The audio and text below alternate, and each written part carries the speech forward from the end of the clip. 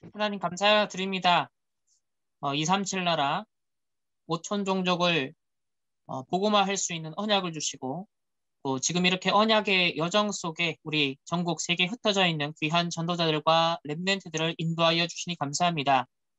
우리로선 절대 불가능하지만 보좌의 배경과 또 시공간을 초월하는 능력과 237 나라를 품고 기도하는 하나님 영적 파수꾼의 그 기도로 말미암아 빛이 비춰지는 하나님 분명 축복을 우리에게 주셨사오니 영적 서밋의 비밀을 찾는 시간 되게 하시고 또 237 나라와 총 종족을 향한 하나님의 CVDRP를 조금 더 구체화할 수 있는 그런 오늘 영화 포럼으로 함께 인도하여 주옵소서.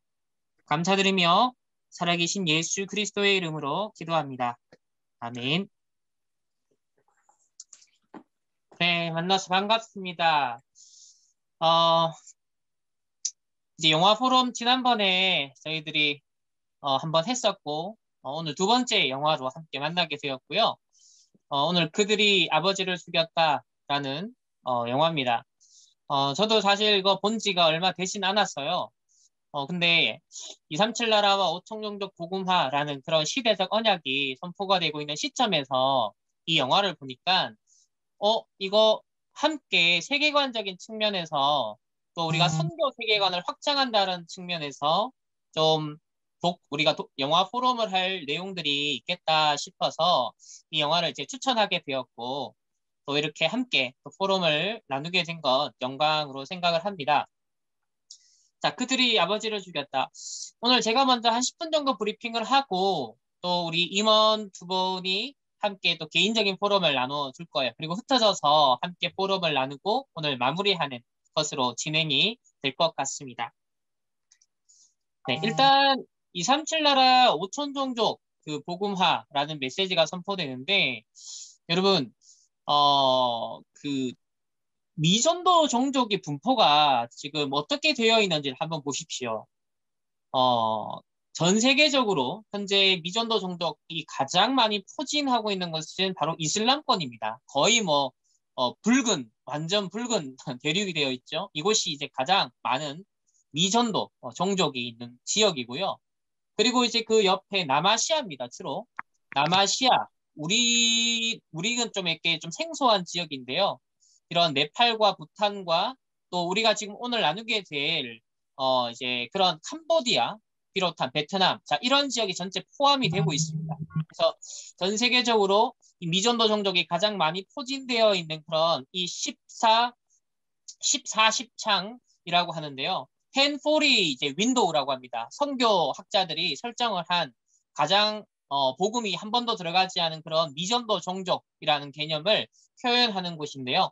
그래서 여러분들이 5천 종족이라고 하였을 때 대략적으로 어떤 지역이 가장 미전도화되어 있는 지역인가를 좀 떠올리고 오늘 영화와 관련된 지역도 그와 같은 지역에 포함된다라는 것을 좀 생각하면서 오늘 포럼을 나누면 좋겠습니다. 아시다시피 캄보디아는요, 태국과 베트남 그 사이에 위치한 나라입니다. 그러니까 지정학적으로 우리가 일단 영적인 걸 떠나서 아시다시피 그 각 나라와 각 민족은요, 그 역사가 참 복잡해요. 우리나라는 단일 민족이라고 하고 또 뭐 일본도 단일 뭐 민족이다. 그러니까 사실 우리는 이런 게 익숙한데 당장 이웃 국가인 중국만 해도 그렇지 않고 그리고 이제 이 남아시아 쪽을 눈을 돌리게 되어지면 네팔만 해도 그 한 나라에 123개 종족이 있습니다.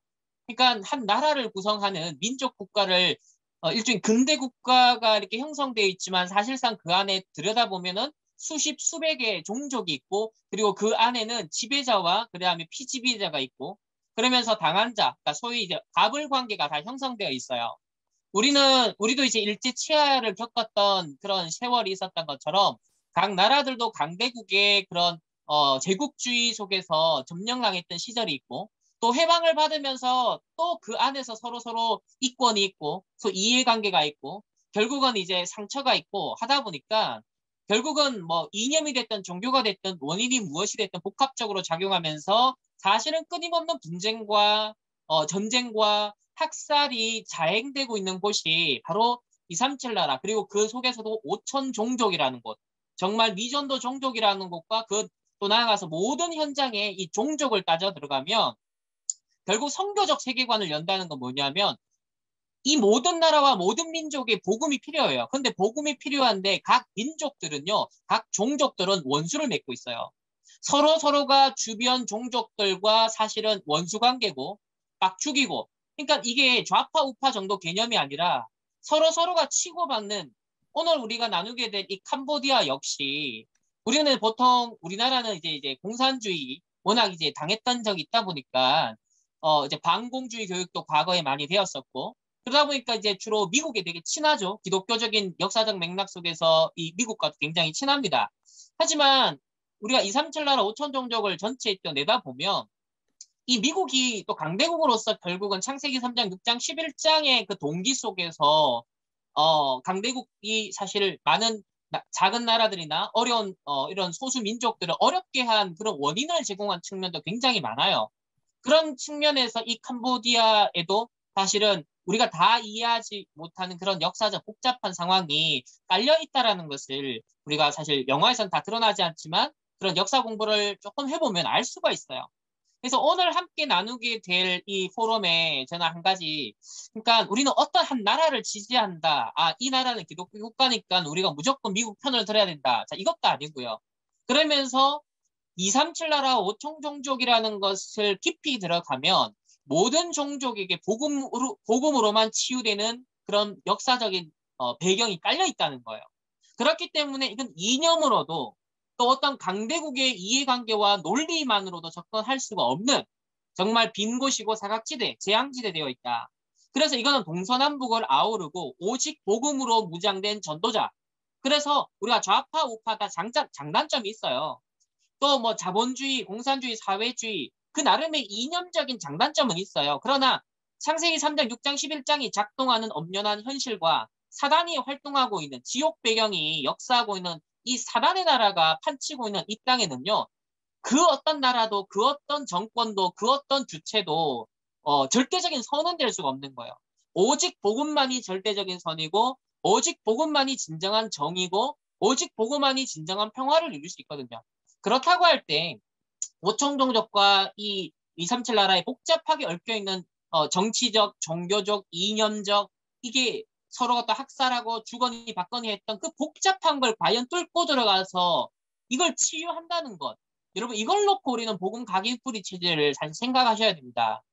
제가 아는 우리 저희 교회에도 에디오피아에 선교를 하고 있어요. 근데 이 에디오피아 현지 아주 사명자고 제자입니다. 정말 복음의 순수한. 그래서 상당히 에디오피아 복음화에 지금 중요한 현지인으로서 문을 열고 있고 역할을 하는 분이세요. 그런데 이분이 에디오피아 안에서도 또 종족 간의 분쟁이 있는데 이분이 그 자기는 이제 좀 약간 약한 종족인 거예요. 그러니까 강한 종족들에 의해서 당했던 그 역사적 아픔이 결국은 이분이 벌써 다락방한 지가 6년, 7년이 돼 가는데 결정적으로 그 강한 종족에 의해서 당했던 것에 대한 원한, 분노, 상처가 치유가 안 되는 거예요. 그러니까 그런 뭔가 이제 장벽들이 생겨나는 겁니다. 우리가 언뜻 보면 뭐 막 아프리카에 복음이 들어가고 와 선교가 된다. 우리가 표면적으로 자칫 이렇게 생각하기 쉬운데 조금 진행이 되고 사명자가 생기고 제자가 모이고 이제 활성화되기 시작하면 사실은 이제 깊이 들어가거든요. 그러면 그 나라와 그 민족의 이제 오래된 문제가 드러납니다. 그러면 결국은 그 현지의 목사님이든 전도자든 그 사명자가 우리도 북한이라는 이슈와 또 일본이라는 이슈 이게 굉장히 복잡하죠. 이게 상처라는 게 영적 문제라는 게 남아있는데 이게 복음으로 각인뿌리 체질이 바뀌지 않으면 나중에는 성령인도 받고 하나님의 뜻과 계획을 이루는데 그 장벽으로 작용을 한다는 거예요. 이게. 그게 모든 민족에게 토대가 깔려 있다라는 것을 우리가 함께 보자라는 사실 취지에서 이 킬링 필드를 겪었던 캄보디아라는 그 역사적 현장을 영화를 통해서 한번 이해해보자라는 것이 제가 영화를 보면서 여러분들과 참 나누고 싶었던 하나의 초점이었습니다. 그래서 이 로웅이라는 여자 주인공의 그 시선과 눈높이를 가지고서 이런 과정을 겪었겠구나. 이런 감정을 느꼈겠구나. 이런 상처가 각인되어 있겠구나. 그러면 그것이 절대 복음이 아니면, 복음의 지속적인 강조가 아니면 절대 해결할 수 없는 상처고, 그것이 영적 문제인데, 그러면 그 당시에 10대였던 사람들이 지금 50대가 되어 있어요. 이 킬링필드를 겪었던 세대들이 50대가 되어 있거든요. 그러면 그 나라의 가장 중추적인 세력이죠. 가장 뭐 정치, 경제, 사회, 문화의 가장 중심적인 역할을 하는 그런 세대란 말이에요. 그럼 4, 50대가 그런 층이죠. 그러면 캄보디아, 그리고 거기에 많은 민족들, 소수 민족들도 사실은 이 공산 정권에 의해서 캄보디아 킬링필드 당시에 많은 소수 민족들도 학살을 당했거든요. 그러니까 이런 역사적 맥락을 우리가 함께 이해하면서 그들이 보지 못하는 게 있죠. 그들이 당한 이 경험한 학살을 통하여서 어떤 영적 문제와 상처가 그들의 후대들에게 전달되고 있고, 또 그 당사자들의 또 인생의 운명에 영향을 미치고 있는가. 이것이 어떻게 사실은 차단해 준 함정과 올무틀에 갇혀서 평생을 살아가는가. 그들은 모르거든요. 그런데 우리는 복음이 아니면 안 되는 그 빈 곳을 볼 수 있는 눈을 일단 가지고 있잖아요. 그래서 이런 지역과 민족의 역사적 아픔과 상처와 또 이념의 그런 갈등 속에 희생된 역사적 맥락을 보면서 우리는 그걸 초월하여 어떻게 하면 치유할까? 어떻게 하면 살릴까? 그리고 그 후대들에게 영적 문제가 전달되지 않도록 하게 하려면 우리는 어느 정도 복음을 전하고 그 복음을 강조해야 될 것인가? 라는 것을 우리가 응용력을 좀 기르자. 그래서 선교적 세계관을 확장하며 2, 3, 7, 5천 종족의 다양한 이러한 맥락들이 동일하게 깔려 있다. 유사하게 깔려 있다.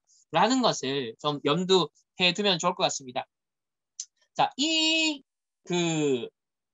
사실은 이 영화의 원작은 킬링필드, 어느 캄보디아의 딸의 기억이라는 이 책에서 이 영화가 만들어집니다. 그래서 롱이라는 아까 그 영화의 여자 주인공이 지금 이제 47세? 아마 지금은 한 50세가 됐겠네요. 50세쯤 됐고 현재. 그때 자신이 겪었던 것을 책으로 쓰게 되어졌고 이걸 모티브로 해서 이제 영화가 만들어지게 됩니다. 자, 이 책의 저자인 로웅웅은 이제 20세기 참혹한 이 학살극이 벌어졌던 캄보디아 킬링필드의 생존자죠. 당시의 인구가 700만이었는데 200만 명, 그러니까 4분의 1 이상이 학살을 당했다. 이거는 중국의 60년대 그 문화혁명이 일어나고 그다음에 이제 그 대약진 운동이 일어났을 때 이제 수천만 명이 죽었잖아요. 근데 워낙 중국 자체가 거대한 땅이고 인구가 많다 보니까 비율로 따지면 사실 10%가 안 되죠. 근데 이 킬링필드 당시는 4분의 1, 25%가 무려 3, 4년 안에 빠르게 학살이 됐다는 것은 정말 충격적인, 러시아다, 구소련이다, 중국이다, 다 공산주의 나라들이 전부 다 이런 일이 있었지만 비율로 따지면 가장 압도적으로 단기간에 많은 사람들이 학살을 당했던 곳이 바로 이 캄보디아, 당시 킬링필드였다는 겁니다. 그래서 폴 포트라는 사람에 대해서 한번 여러분이 따로 조사도 해보시면 야, 참 이 사람 진짜 무시무시한 사람이다. 어떤 면에서는 뭐 북한보다도 더 했던 사람이다라고 할 정도로 이런 좀 참 악랄했던 그런 공산주의 독재자의 그런 모습을 볼 수가 있고요. 또 특히 이 책이나 영화가 굉장히 영화가 보면 잔잔한데 묵직하고 먹먹하게 만드는 거 있잖아요. 막 굉장히 잔인한 걸 많이 표현한 것도 아니고 막 액션을 많이 동원한 것도 아닌데 처음부터 끝까지 긴장을 놓치지 않게 만들면서 이 아이의 시선에서 이 아이가 상처받으면 안 될 텐데라는 그 어떤 있잖아요. 마음의 긴장감이 계속 저를 이끌어가는 거예요. 끝까지 몰입하게 만드는 거예요. 그래서 이 책도 어린 로웅의 목소리를 통해서 킬링필드 당시의 그 시간을 증언하고 또 크메르 루주 지배 아래 이 공산 정권 아래 살았던 이 어린아이의 어떤 면에서는 이제 사랑과 또 증오와 분노와 상처들을 드러내면서 그 시대를 이렇게 잘 회상을 하고 있습니다. 자, 1970년 프놈펜의 중산층 가정에서 태어났던 이 저자는 크메르 루주의 이제 강제 이주 정책에 따라서 5살 때 가족과 함께 시골로 가죠. 공산당에 의해서 부모님과 두 자매 그리고 20여 명의 친척을 잃고 실제 이 로웅 역시 소년병 군사훈련을 받는 장면을 영화에서 아마 보셨을 겁니다. 그리고 1980년 이 롱과 큰 오빠 맹 부부는 베트남을 거쳐서 보트를 타고 태국으로 탈출을 합니다. 그리고 5개월 동안 난민촌에 머물렀다가 이후 미국의 카톨릭 주교 회의와 또 카톨릭 신자 가족의 후원을 받아서 미국의 버몬트주로 이주를 하게 되어져요. 그러니까 보세요. 미국에 이 사람 지금 살고 있잖아요. 237나라 5천 종족. 자, 미국에 다 와 있다라고 했는데, 자, 미국까지 와 있지만, 미국 시민권자가 되었지만, 어떤 아픔, 어떤 상처, 어떤 역사적 배경을 가지고 그 땅에 와 있는가. 그게 이제 감추고 있는 부분. 이면에 가려져 있는 부분. 그래서 우리가 복음을 단순히 전하는 게 아니라, 결국은 이 사람의 뿌리, 치유를 해야 되고, 각인 뿌리 체질을 복음으로 치유한다라는 것은 그런 이면의 그들의 경험을 이해하고 그리고 이런 간접적인 걸 통해서도 우리가 다 직접 경험 못 하잖아요. 모든 나라 역사 공부 어떻게 다 해요. 하지만 적어도 몇 가지 샘플을 여러분들이 인턴십을 하고 있으면 사실은 그 여러 다양한 나라와 민족의 상황을 응용해서 더 이해할 수 있는 간접적인 일종의 스펙트럼이 넓어질 수 있다는 것. 그게 이제 선교적 세계관을 미리 보고 준비할 수 있는 하나의 방법이 되는 것 같습니다. 그래서 현재는 이분이 이제 1995년까지도 상처가 깊다 보니까 이 킬링필드 추도회에 참가를 안 했대요. 근데 그 이후로 참가를 하게 되어지고 평화운동에 뛰어들면서 소년병과 질에 또 주요 이 캄보디아를 대표하는 연사로 활동을 하면서 현재는 캄보디아 이 기금의 대변인으로 일을 하고 있다고 합니다. 1974년 폴포트가 이끄는 그 크메르르주는 국토의 85%를 지배했고 그리고 75년 4월 17일 수도 프놈펜까지 점령을 했죠. 그리고 미군이 곧 프놈펜에 폭격할 것이라고 이제 겁을 주면서 그러니까 이 말은 그 이전에 1970년대 아마 초반인가 중반인가 하여튼 미군이 이 베트남 정부와 관련해서 이 캄보디아 농촌 지역을 초토화시킨 적이 있으세요. 이게 일본에 퍼부었던 그 어떤 폭탄보다 훨씬 많은 양이, 압도적으로 많은 양이 이 캄보디아에 퍼부어졌답니다. 그래서 농촌에 있는 엄청 많은 사람들이 그 당시 수십만 명이 이제 죽게 되어졌어요. 그러니까 이 캄보디아 입장에서는 미군에 대해서는 굉장히 치를 떨고 있었던 이제 상처, 각인이 있었던 겁니다. 그런 가운데 이 이제 공산 이 정권이 자신들이 이제 정권을 획득하게 되어지고 프놈펜까지 점령을 하게 되어지면서 결국 미군을 덜먹이면서 도시의 사람들을 전부 다 강제 이주를 시키고 그들을 어떤 면에서는 결국은 이제 숙청하는 그런 과정이 있었던 거죠. 그래서 우리 로웅의 아버지 역시 친미 정권의 그 당시에 이제 론롤 장군의 이제 군인으로 장교로 활동을 하고 있었기 때문에 결국 숙청 대상 1호가 되었던 거예요. 자, 론롤 정권에 협력했다는 이유로 당신의 지식인, 공무원, 정치인, 군인들이 처형됐고 또 타락한 자본주의에 물든 국민을 개조한다는 구실로 또 노동자, 농민, 여성, 어린이까지 잔인하게 살해해서 200만 명 이상 죽었다고 하고요. 그러면서 이제 약 3, 4년 동안 펼쳐진 이 대학살을 킬링 필드라고 하는데 이 죽음의 들판이라는 뜻 사실은 이게 이제 그들을 죽이고 난 다음에 묻었던 집단 매장지를 일컫는 것이 바로 킬링 필드다라고도 합니다. 그리고 이 학살 행위 외에도 농업개혁이 결국은 심각한 기한을 발생시켰고 의사를 다 죽인 거예요. 그러니까 뭐 의료기술도 뭐 사실은 딸리고 의약품도 부족하고 의사 자체도 부족하니까 수많은 사람들이 전염병에 걸려 죽고 그리고 처형과 고문 또 굶주림에 죽어갔다고 합니다. 그리고 한 가지 좀 충격적인 것은 어린아이들을 죽일 때 이게 이제 킬링 트리라고 합니다. 킬링 트리. 그래서 아이들을 나무에 막 그냥 패대기 쳐서 이런 식으로 죽였다라고 합니다. 그래서 현재도 이 나무 이제 이런 나무가 곳곳에 있어요. 킬링 트리라 그래서 추모하는 그런 곳이. 그러니까 여기 얼마나 많은 원한과 상처와 여기에 대한 민감한 감정이 이제 깔려 있겠습니까? 그렇다고 할 때 이것과 직간접적으로 관련 있는 이 캄보디아나 그 관련된 또 흩어져 있는 자들에게 우리가 복음을 전한다. 그들을 만났을 때 전혀 이런 맥락을 이해하지 못한 채 접근을 한다 했을 때는 상당히 이제 우리가 현실, 사실, 진실, 영적 사실, 그리고 하나님의 절대 주권 속에서 더 큰 계획을 볼 수 있는 이런 5가지 시각을 동시에 볼 수 있어야 된다는 것. 그런 맥락에서 이런 역사적인 좀 중대한 흐름들은 우리가 알 수 있어야겠고요.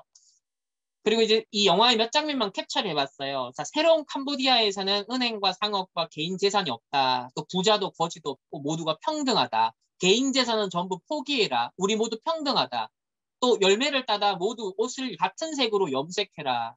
자, 집단 이제 농장 생활을 하고, 그리고 모든 잘못은 서로 막 보고해야 되고, 그리고 서로를 가족끼리도 감시하라 그러고, 그러면서 막 공산주의 공산당 사상을 막 아이들에게 주입시키면서 진짜 중국에는 홍위병이 있었던 것처럼 이 캄보디아에도 뭐 베트남도 마찬가지겠지만 참 사상 교육이 참 무섭다라는 것을 제가 이 영화 보면서도 야, 랩런드 교육 시키더라고요. 아이들을 뽑아가지고 서밋 스쿨을 하는데 이게 공산당 서밋 스쿨. 왜? 어른들은 희망이 없어. 이미 각인풀이 체질이 바뀌지 않아. 그러니까 숙청 대상. 그러나 아이들은 바로 넣으면은 이 아이들은 이제 다 차세대가 된다라는 거. 저 이걸 보면서 야, 어찌면 이 이념 뭐 공산주의가 됐든 어떤 이념이든 간에 결국 후대를 노린다. 사단은 후대를 죽이는구나. 후대를 이용하는구나. 후대를 망가뜨리는구나.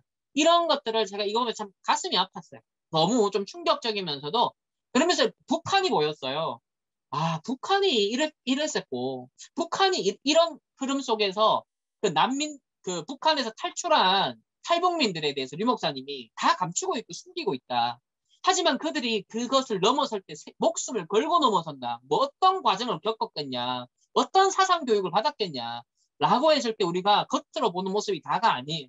이분들에게 오래 각인 뿌리 체질된 정말 그 맥락을 영적으로 재해석하면서 우리가 이해하고 충분히 복음으로. 그러니까 막 냉장고 세탁기 사주고 그리고 뭐 책상 사주니까 막 거기 어쩔 수 없이 가야 되는 이런 한국 교회들이 정말 헛짓하고 있는데 정말 이러면 안 된다. 정확한 복음을 전하고 정확한 복음을 강조해서 이들의 오래 깔린 것들을 치유해 줘야 된다는 것이 사실 전도자의 양심이라는 것을 유 목사님 말씀하고 있습니다. 그래서 참 이 여린 우리 주인공이 군사훈련 받고 지뢰 설치하고 막 도망가다가 또 지뢰 터져서 주위의 사람들 죽고 참 그 장면 보면서 야, 이 세대 이 아이들에게는 도대체 어떤 영적 상태일까? 그러니까 우리나라나 조금 그래도 여유 있는 정말 10대 강국이라고 하는데 참 우리가 불평불만할 게 없구나. 뭐가 근데 오늘날에 보면 막 불평등의 기원 또 그다음에 불공정의 문제 이걸 이슈화 시켜서 사실 공산주의의 순수한 공산주의가 아닌 것이 마치 사회주의적인 공산주의적인 그런 것을 아주 장점을 취한다고 하면서 나름의 공정의 문제, 정의의 문제 자, 이런 것들을 논하고 있는 이런 엘리트들의 참 세상이 이게 사단과 영적 문제를 모르는 죄의 문제를 모르는 너무나 어떤 면에서 낙관적이면서 너무나 어떤 순진하다. 어떻게 보면 진짜 영적으로 무지한 오늘날 엘리트들의 그런 어떤 시대 정신의 흐름 이것이 참 사단이 또 이용할 수 있는 부분이 있다라는 것도 함께 생각을 해보게 됩니다. 자, 이 영화를 이제 만들었던 안젤리나 이제 졸리는 이렇게 말을 했어요. 그동안 유엔의 인권대사로 활동하면서 보스니아 전쟁을 비롯한 세상의 만행과 그 피해자들을 목격했대요. 그리고 난 보다 깊이 그리고 많이 알고 싶었다. 특히 캄보디아 전쟁에 대해서 그 누구도 제대로 얘기를 하지 않았다. 그러니까 이분이 나름의 이제 237 5천 종족 현장에 빈 곳을 본 거예요. 캄보디아의 이 킬링필드에 대해서는 국제적으로 크게 말을 하지 않더라는 거예요. 그러면서 자기가 입양한 아이가 6명인가 8명인가 하여튼 그 중에 한 명이 이 메독스라는 친구가 막 한국에서 공부를 하고 있죠. 그러니까 이 친구가 캄보디아 출신인 거예요. 다 캄보디아 아이인 거예요. 그래서 내 아들 메독스가 그 나라 태생인 만큼 소녀인 이 로웅의 눈으로 본 참상을 통해 아들에게 모국의 역사를 알려주고 싶었다. 모든 만행의 피해자들이 어떻게 의지와 힘을 포기하지 않고 살아남을 수 있었는가를 얘기하고 싶었다. 내가 캄보디아를 알게 된 것은 메독스를 생후 3개월 때 입양하면서부터다. 언젠가 아들에게 네 나라에 대해 깊이 알고 싶다고 느끼게 되면 내게 말해라. 고 말했다.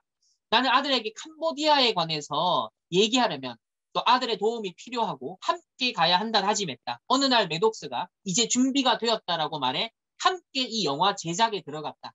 아들은 조국의 역사에 관해 충분히 연구했고 편집을 비롯해서 매일같이 작업에 동참했다. 그러니까 저는 이 개인적으로 보면 결국은 자기가 입양한 아들로 하여금 정체성을 찾아주고 어떤 면에서 인생의 미션을 찾아주는 그 엄마로서의 그 인턴십을 이 영화 제작에 아들을 참여시킴으로 말미암아 성장시키는 거죠.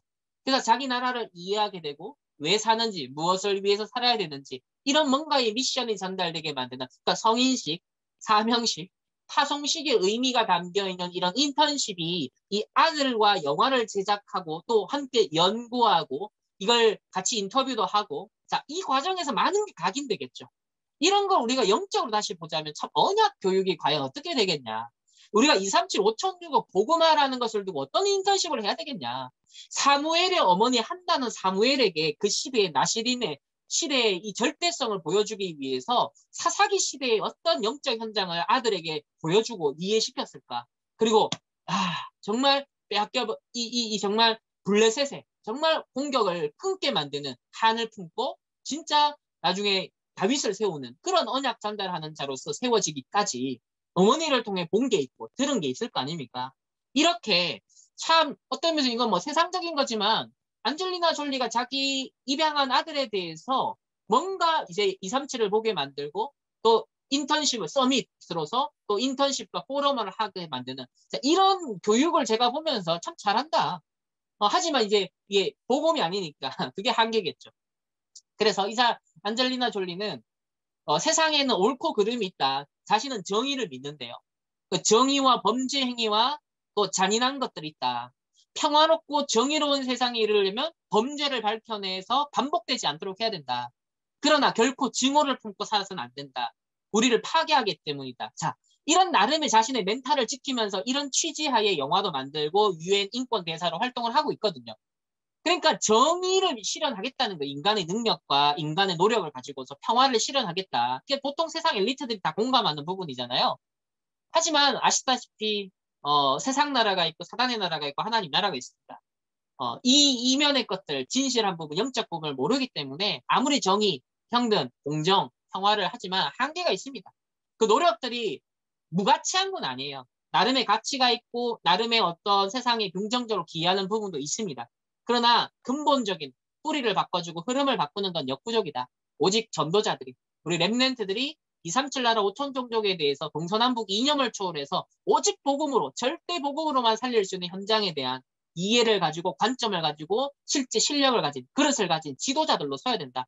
그래서 237 5천 종족의 하나님이 지도자 리더를 앞으로 세울 때 그들에게 복음을 심고 복음적 세계관을 심고 그래서 자기 어떤 면에서는 동족과 민족과 종족을 괴롭혔고 학살했던 그 상대방에 대해서까지도 진정한 복음으로 살릴 수 있는 선교사 마인드를 심어주는 것까지가 사실 앞으로 RU와 RTS와 또 우리가 앞으로 237 5천 종족에 하나님이 붙여주실 지도자들에게 렘넌트들에게 심어줘야 될 사실은 복음의 그런 스피릿이다. 세계관이다. 라는 것을 저는 생각해 보았습니다. 이상으로 오늘 제 포럼을 마치고 우리 박다슬 청년이 이어서 함께 포럼을 해 주시겠습니다. 저는 그들이 아버지를 죽였다 영화를 보기 전까지 킬링필드라는 부분에 대해서 알지 못했다가 이제 이 영화를 좀 보게 되면서 같이 역사적인 측면도 공부하고 또 영화도 보면서 보기 시작했는데 세 가지로 좀 깨닫게 되는 부분들이 있었던 것 같아요. 첫 번째는 소속이고 두 번째는 상태고 그리고 세 번째는 후대에 대한 부분이 좀 정리가 되었는데 먼저 소속에 대한 부분은 그러니까 처음에 이제 영화가 시작할 때 주인공이 되게 유복한 집에서 자라는 그런 모습들이 나오거든요. 근데 주인공의 아버지가 군인 장교로 되게 근데 이제 주인공의 아버지가 군인 장교였는데 근데 이 군인 장교라는 거는 뭔가 개인이 성실하게 살아서 달성한 개인의 노력이잖아요. 한 국가 안에서 개인이 노력한 어떤 꿈인데 근데 개인의 성취인데 근데 아무리 개인의 역량이 뛰어나도 이게 국가, 그러니까 소속이나 신분 앞에 얼마나 무력한 것인지를 좀 깨닫게 됐던 것 같아요. 그래서 개인의 역량으로는 그 소속된 신분으로부터 오는 저주와 재앙을 정말 막을 수가 없구나라는 부분을 생각하게 됐던 것 같고 뭔가 영적인 관점에서도 구원을 받아서 하나님 자녀의 신분이 되었다는 게 얼마나 근원적인 변화인 것인지를 좀 다시 생각하게 됐던 것 같아요. 그래서 그동안 저는 좀 하나님 나라를 두고 기도를 막 한다고 했을 때 저는 좀 단순히 이 하나님 현장을 두고 이제 기도를 해도 하나님 나라를 두고 기도하는 게 뭔가 그냥 단순한 판뒤집기 같다는 생각을 했었거든요. 그러니까 불신 영혼을 불신 영혼에게 뭔가 하나님 나라가 임해서 이 사람이 그냥 단순히 하나님 자녀가 되어지고 이런 거를 그냥 하나님 나라가 확장된다는 개념으로 생각을 했었는데 근데 뭔가 영화를 딱 보고 나니까 아, 하나님 나라라는 것이 단순히 영혼 구원, 그러니까 영혼 구원을 포함해서 진짜 하나님 그 통치를 포함하는 내용이구나라는 생각을 되게 하게 됐던 것 같아요. 그래서 영화를 딱 보고 뭔가 제가 지금 있는 현장을 봤을 때도 뭔가 그 한 사람 한 사람이 소속되어 있는 그 지옥 배경이 좀 사실적으로 이해되는 계기가 됐던 것 같아요. 그래서 단순히 뭔가 어떤 행위를 보고 그동안에는 그냥 한 사람의 어떤 행위를 보고 너는 치유받아야 돼 이렇게 생각을 했다면 뭔가 이 영화를 딱 보고 나서 이제 한 영혼의 시달림이 마귀자녀라는 신분이랑 그리고 지옥 배경이라는 소속으로부터 비롯된 되게 오래되고 전인격적인 멸망이구나라는 생각을 하게 됐고 뭔가 영적인 문제가 삶으로 더 드러난 사람, 덜 드러난 사람 그러니까 더 드러나거나 덜 드러난 사람이 있을 뿐이지 뭔가 더 시달리거나 덜 시달리는 사람이 그런 거를 뭔가 구분하는 게 그렇게 중요한 건 아니구나 생각을 하게 됐던 것 같아요. 왜냐하면 소속과 신분이 개인보다 너무 크기 때문에 그런 생각을 좀 하게 됐던 것 같고 그리고 두 번째로는 뭔가 킬링필드 사건이 폴포트라는 뭔가 리더의 주도하에 일어난 일이지만 이런 일이 자행되는 그 기저에는 이러한 사상에 동의하는 세력들이 있었기 때문에 가능했구나라는 그런 생각이 좀 들었던 것 같아요. 그래서 뭔가 하나님 떠난 근원으로부터 좀 시작된 사상이 운동이 되고 또 운동이 번져서 문화가 되면 비상식적인 일들이 상식처럼 자행될 수 있는 그런 자격을 얻게 되는구나 이런 부분을 생각하게 됐던 것 같아요. 그래서 좀 많이 개인적으로 놀랐던 점은 좀 비상식도 비상식 나름이지 진짜 킬링필드 같은 일이 일어날 수도 있는 거구나 라는 사실이 전 되게 충격적이었던 것 같아요. 그래서 하나님을 떠난 인간 사람들과 그리고 그런 집단 문화가 얼마만큼까지 파멸일 수 있는지를 좀 확인하게 됐던 영화였던 것 같아요. 그리고 좀 문제 이전에 그 문제가 일어날 수밖에 없는 상태에 대해서도 생각을 하게 됐던 것 같은데 결국 근원 자체가 하나님을 떠난 상태에 있다 보니까 진짜 충만해질 게 악령밖에 없고 악령에 충만해진 개인이 사단한테 쓰임받을 수 있는 일을 막을 수가 없다는 생각이 그냥 계속 들었어요. 그래서 저 같은 경우는 이제 모텔 랩런트인데 모텔 랩런트로 자라면서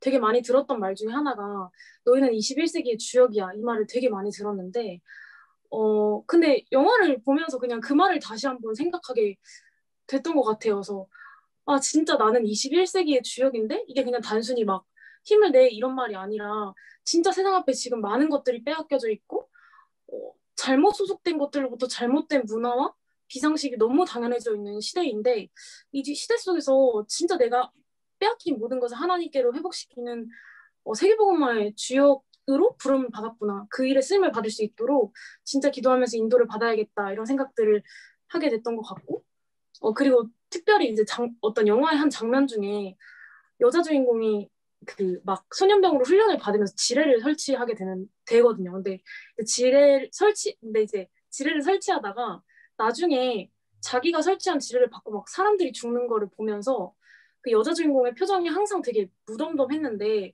그때 막 울더라고요. 뭔가 약간 그런 내가 지금 무슨 짓을 했는지 깨닫고 우는 듯한 그런 장면이 나왔는데 저는 그 모습이 되게 기억에 많이 남았던 것 같아요. 그래서 이 부분을 보면서 누가복음 23장 28절에 예수께서 돌이켜 그들을 향하여 가라사대 예루살렘의 딸들아 나를 위하여 울지 말고 너희와 너희 자녀를 위하여 울라 이렇게 딱 말씀하신 것이 생각이 났던 것 같아요. 그래서 하나님은 이제 세상을 복음으로 치유하시려고 전도 운동을 허락하셨고 그 속에 나를 부르셨는데 과연 나는 이 후대에게 전달할 원색 복음의 바톤이 있나 이런 부분들을 점검하게 됐던 것 같고 뭔가 그 아이잖아요. 주인공이 아이였는데 그냥 그 진짜 아이의 시선을 따라가면서 보다 보니까 가장 많이 들었던 생각 중에 하나가 되게 무력하다라는 생각을 많이 하게 됐어요. 아이들은 그냥 가르침을 받는 대로 무력하게 받아들이면서 잘할 수밖에 없는데 만약에 그러니까 저는 이제 2세대잖아요. 뭔가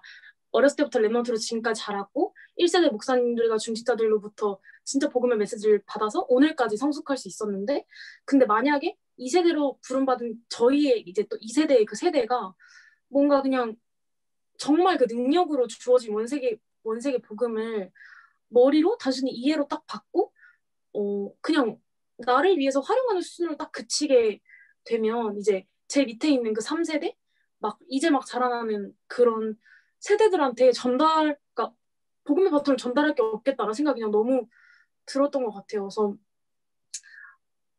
진짜 이 밑에 있는 아이들이 타성에 젖은 그런 종교를 답습하지 않을 수 있도록 나는 과연 원세계 복음의 바톤을 붙잡고 있는가 이런 부분들을 점검해야겠다라는 생각이 많이 들었고 또 너무 이 전도 운동이 너무 귀하다는 생각이 많이 들었어요. 왜냐하면 목사님께서 말씀해 주신 것처럼 캄보디아라는 그런 한 현장을 주목해서 영화화 된 걸 저는 그냥 단지 봤을 뿐이지만 사실 237 곳곳에서 이런 사상들과 그런 움직임들이 계속 일어나고 있었고 저는 그냥 그런 것들이 되게 충격적이었던 것 같아요. 정말로 이런 일이 세계 곳곳에서 일어나고 있구나. 근데 이런 것들을 정말 끊고 살릴 수 있는 근원적으로 치유할 수 있는 키가 복음밖에 없는데 그 복음을 회복시키는 전도운동 속에 하나님께서 나를 부르셨고 진짜 이 세상을 살릴 수 있는 유일한 해답 되신 그리스도를 나에게 허락하셨구나. 그럼 내가 이거를 머리도 아니고 가슴도 아니고 진짜 은혜와 능력으로 체험하고 싶다. 그런 좀 기도 제목을 정리하게 됐던 시간인 것 같아요. 그래서 그냥 총망라하자면 뭔가 이번 영화를 보고 가장 궁극적으로 생각하게 됐던 건 복음화에 대한 부분이었던 것 같아요. 왜냐하면 앞서서 이제 말씀드렸던 것처럼 복음화가 된다는 게 단순히 그냥 하나님 자녀가 됐다, 막 구원을 받아 천국에 간다 이게 아니라 진짜 그 이상의 변화가 있구나 생각이 들었어요.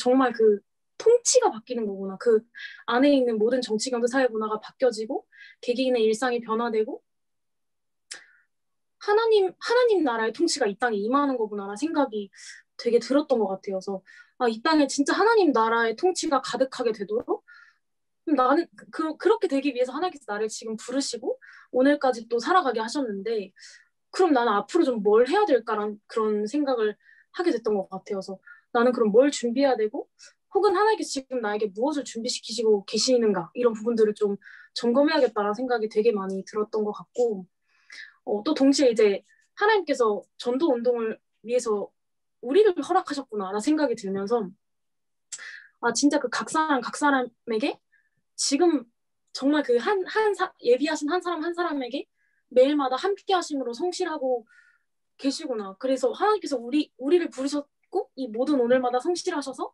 진짜 결국에는 우리를 통해서 모든 것을 합력하여 세계복음화의 선을 그리시겠다. 그래서 그런 부분을 또 되게 기대하게 됐던 것 같아요. 그래서 원색 진짜 다른 건 아니라 살릴 수 있는 원색의 복음으로 후대 살리고 세상 살리는 전도 운동 속에 부름받은 여정을 진짜 누려야겠다라는 생각이 가장 많이 들었던 것 같습니다.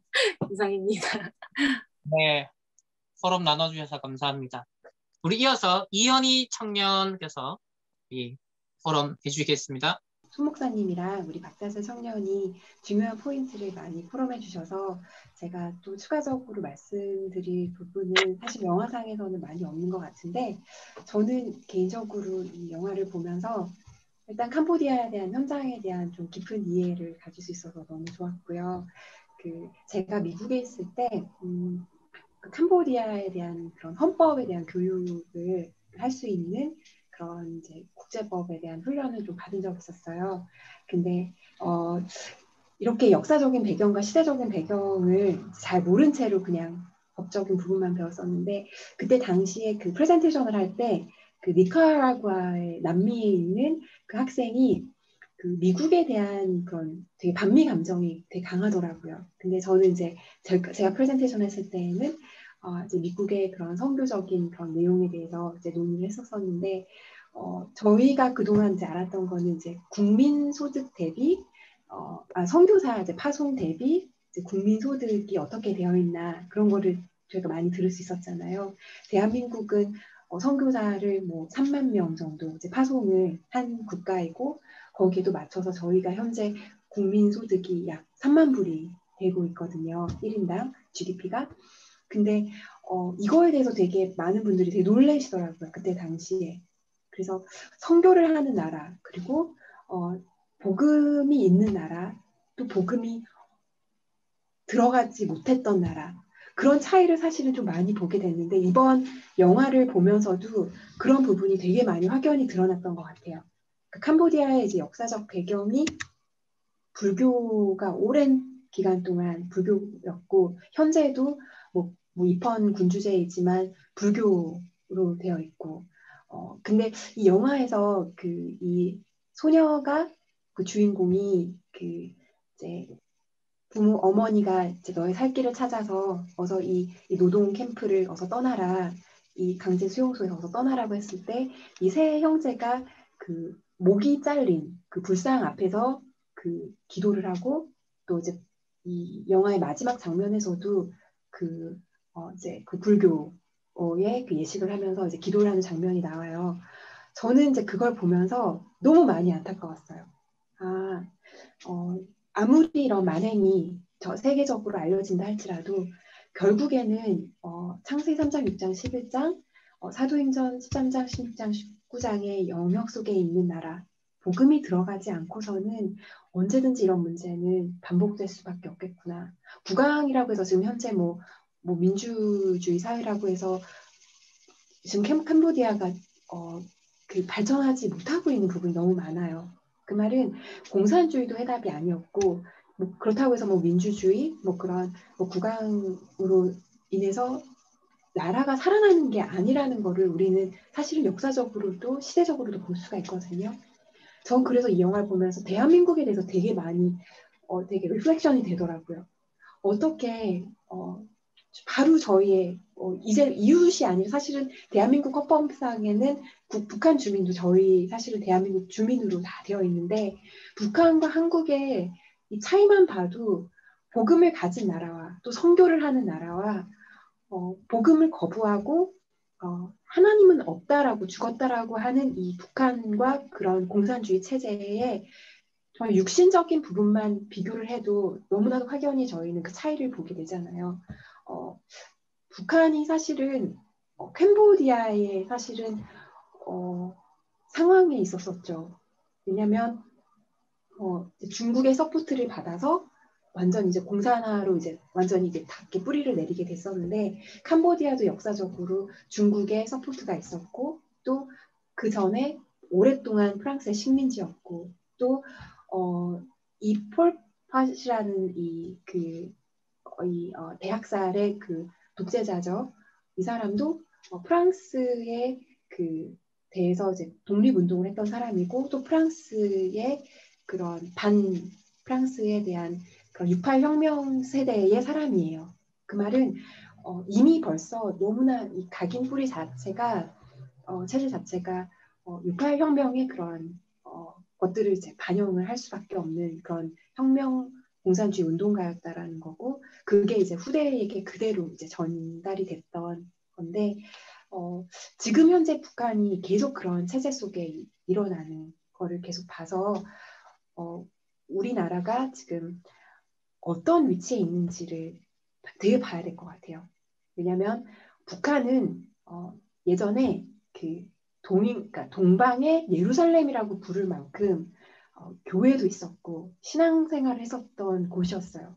근데 복음이 사라지고 정말 하나님의 은혜가 없으니까 이렇게 완전히 이렇게 몰락을 하게 됐는데 그렇다면 우리 현재 IUTC 운동이 일어나고 세계 복음화를 하는 우리 이 대한민국은 후대에게 정확한 복음을 증거하지 않고 복음을 선명하게 생명으로 누리지 않으면 또다시 종교화가 되고 언제든지 사단의 공격 하에 저희도 북한처럼 갈 수 있는 너무나 많은 지금 요소들이 정치적으로도 그렇고 사회적으로도 그렇고 지금 현재 대학생들의 그런 인연적인 그런 가치를 저희가 보게 되면 너무 저희가 진짜 깨어서 기도를 해야 되는 그런 상황이에요. 그래서 영적 싸움을 정말 해야 되는 상황이라서 저희 오늘 다시 같이 이제 팀으로 나눠서 이제 포럼을 할 때 대한민국에 대한 부분도 당연히 우리가 237 복음화 5천 종족을 향해서 지금 저희가 나가려면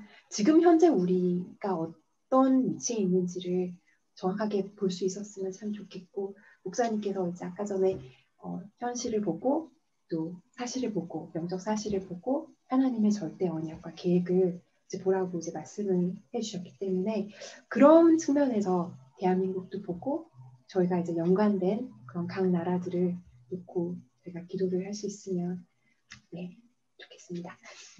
이상입니다. 네, 감사합니다. 오늘 거의 딱 1시간인데요.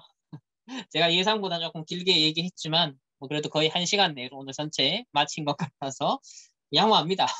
보통은 시간이 좀 많이 오버하는데 아무튼 그 237과 5천 종족이라는 메시지는 계속 나올 거고 그리고 그거는 우리가 뭐 관심을 두든 안 두든 하나님이 성취하실 부분이에요. 하나님이 이루실 언약이고 세계복음화 구속 사역의 성취는 하나님이 주권 속에 있다.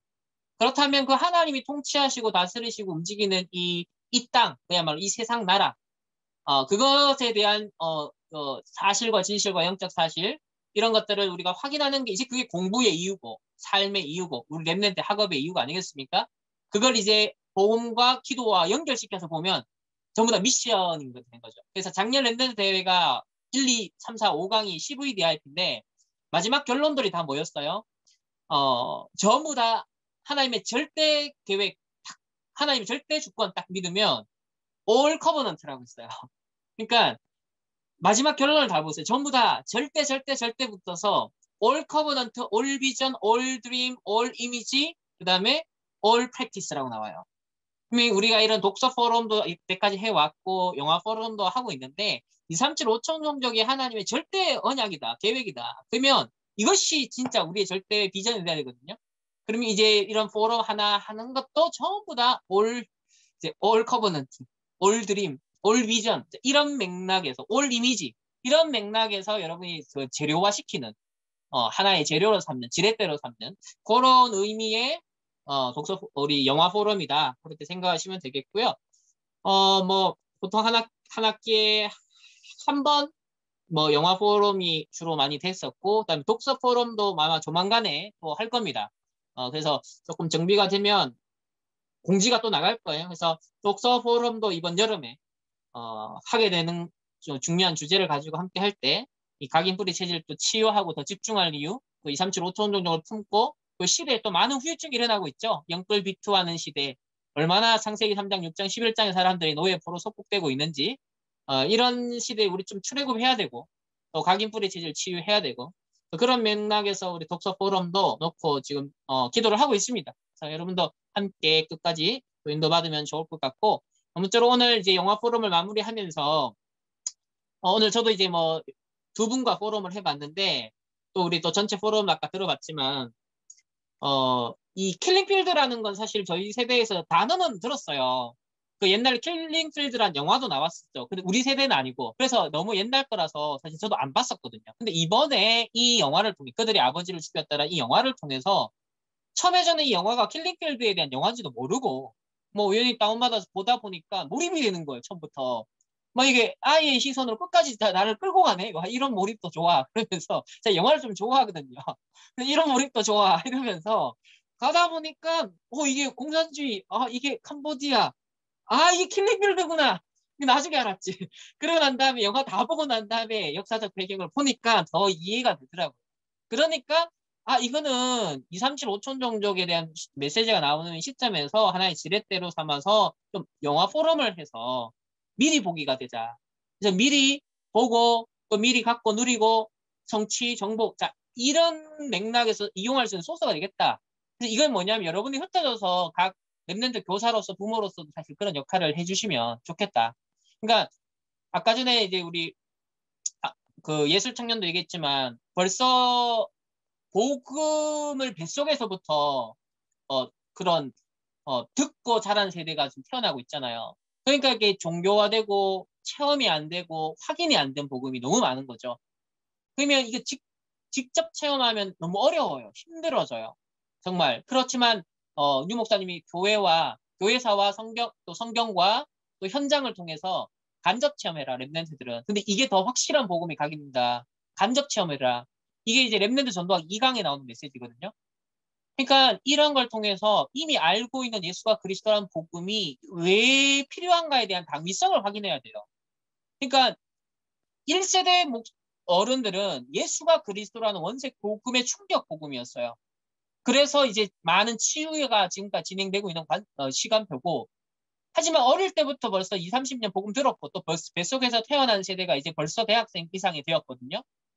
그러면 이 세대는 예수와 그리스도를 뭐 본인이 원천 아는 처음부터 그걸 명제로 진리로 알고 자랐어요. 그렇지만 확인이 안 되는 거예요. 그런 맥락에서 유 목사님 현장 가봐라. 그리고 역사적인 배경을 살펴봐라. 이게 굉장히 중요합니다. 확인이 돼야 복음에 대한 당위성이 내게 부딪혀거든요. 그 당연 필연 절대성의 이 복음의 당위성이 부딪혀와야 그래서 그 예수가 그리스도인데 바로 이 나라의 이 민족의 이 현장의 이 시대에 그리고 앞으로의 미래에 절대 복음이 아니면 안 되네. 오직 그리스도구나. 그래서 하나님 나라에 임해야 되겠구나. 이 심부름을 해야 되니까 내가 성령 충만이 필요하구나. 이 능력이 나에게 필요하구나. 왜? 우리가 3단체를 비롯해서 4차 산업의 후유증과 오늘 이런 킬링필드를 겪은 세대들을 우리가 못 치유합니다. 못 살립니다. 어떻게 해요? 우리 여력도 없어요. 그러니까 일단 보좌 배경, 시공간 초월, 이 237의 빛을 비추는 기도의 비밀이 필요한 거예요. 근데 우리는 모르고 할 수 없잖아요. 그래서 이런 현장의 역사의 배경을 보면서 12가지 문제가 이렇게 진행되어 왔고 아까 포럼과 연결해서 보자면 결국은 이게 이념 문제 이전에 벌써 그날의 오래된 종교적 배경이 있었잖아요. 오래된 하나님 떠난 상태에 12가지 문제가 진행되어서 불교 국가로서 오래된 재앙의 배경이 깔려 있었어요. 그 속에서 이념이라는 것이 결국은 어떤 독재자를 통해 딱 들어왔을 때 시대 상황과 만났을 때 재앙지대에 화되어 거거든요.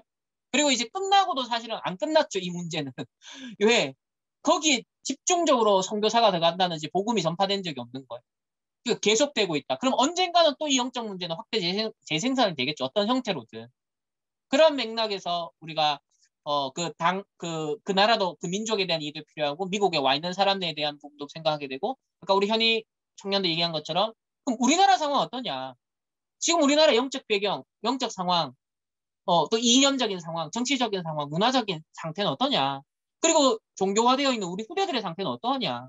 자, 이런 걸 다양한 걸 볼 때 우리가 왜 깨어 더 기도하며 우리가 집중해야 되고 왜 복음의 각인뿌리 체질에 대한 그 복음의 종교성을 벗어나서 진짜 복음이 인격적으로 체험되어지고 사실적으로 체험되어지는 그런 집중이 왜 필요한가? 이번 여름이 이 WRC를 통해서 선포되어질 말씀이 진짜 여러분과 우리 랩런트에게 사실적으로 또 하나의 아는 지식 복음이 아니라 작년에 듣고 다 까먹은 그런 메시지가 아니라 한 1년을 정말 인도하는 살아있는 이정표로서의 그 말씀으로서 정리가 되어지고 부딪혀올 수 있는 그래서 복음의 당위성이 1년 내도록 확인될 수 있는 모든 보고 듣고 이런 걸 통해서 그러니까 저는요 24기도가 복음 누리고 복음 뭐 정식기도 자 이것도 있지만 어느 시점에선가는 내가 공부하는 거, 책 보는 거, 듣는 거, 뉴스 보는 거, 재해석한 1차 해석한 다 24기도인 거예요.